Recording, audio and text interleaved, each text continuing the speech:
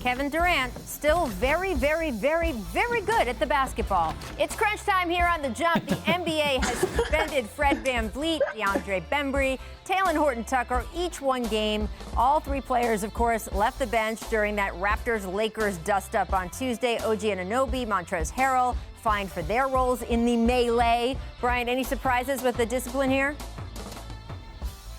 This was the biggest brawl in the history of Tampa in the NBA. It's been a long time since we've seen guys get suspended for leaving the bench.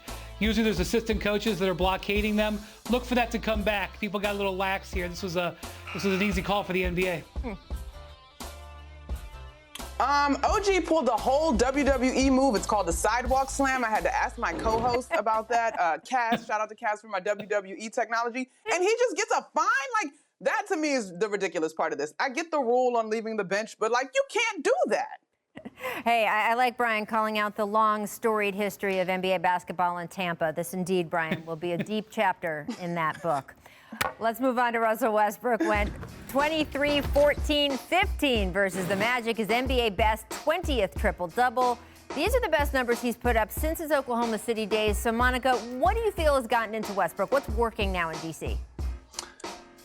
Well, Rachel, when I knew I was coming on with Wendy, I had to get on my little phone and hit my people up, you know, the little reporting. And I'm just hearing that basically it's the first time that he's been truly healthy. And I think sometimes we forget that guys with high motors and high energy, like, they also have bodies that take a lot of wear and tear.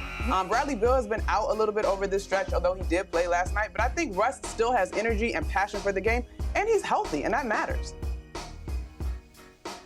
Yeah, and also, as Monica mentioned, Beal has been out. He got in a rhythm, and when Westbrook is in a rhythm, he can put up some of the greatest numbers we've ever seen, and he is in a rhythm. Yeah, and we'll still have to see how his career with the Wizards ends up playing out as he ages, has athleticism. But I will say this, Bradley Beal has made a point more than once. He says Russell Westbrook is among the best teammates I have ever played with. So at least we know the chemistry is working there. They just got to get the record to catch up. All right, our League Pass game of the night, Blazers-Jazz, 10 o'clock Eastern. Utah's coming off that OT loss to the Suns last night we talked about at the top of the show. So that was their second straight loss. Utah, the only team in the NBA that hasn't lost 3 in a row this season. Tonight they host the Blazers, who of course won 5 of their last 7 games. So Brian, do you think tonight is the night for the Jazz? Does the clock strike midnight? Do they lose their 3rd straight? Well, they're back at home, which is obviously a huge thing for them. Got a great home court advantage, but they got a rest disadvantage because they had to play last night an overtime game. So the Blazers are right now in 6th place, trying to crack into that top 5, trying to prove that they're one of the teams that can win the West. I don't ever want to see Damian Lillard, especially when he has a rest advantage. So it's going to be a challenge for him. But the Jazz don't have too many consecutive bad shooting nights. They've had 2 consecutive bad shooting nights. So look out on that one.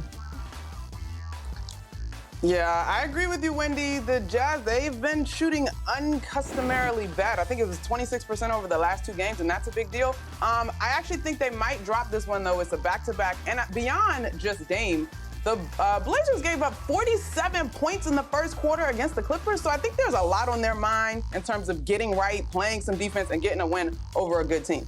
What is that like, Monica, within the team dynamic? Because 1 loss, 1 win, everyone knows it doesn't mean that much in the grand scheme of things, especially when you get to this point of the regular season. It can be a little bit of a slog for teams. But what is that like inside the locker room on both sides, as you point out, saying, and we really need one tonight? Well, I think if you're the Jazz, you're looking at how this game goes down. I think last night at points in that Phoenix game, that defense to me has been exposed as of late. If you draw Gobert away from the paint where he's most comfortable, CP3 and what's my guy, D-Book kind of picked apart that defense. And obviously we saw that one go into overtime and go against the Jazz.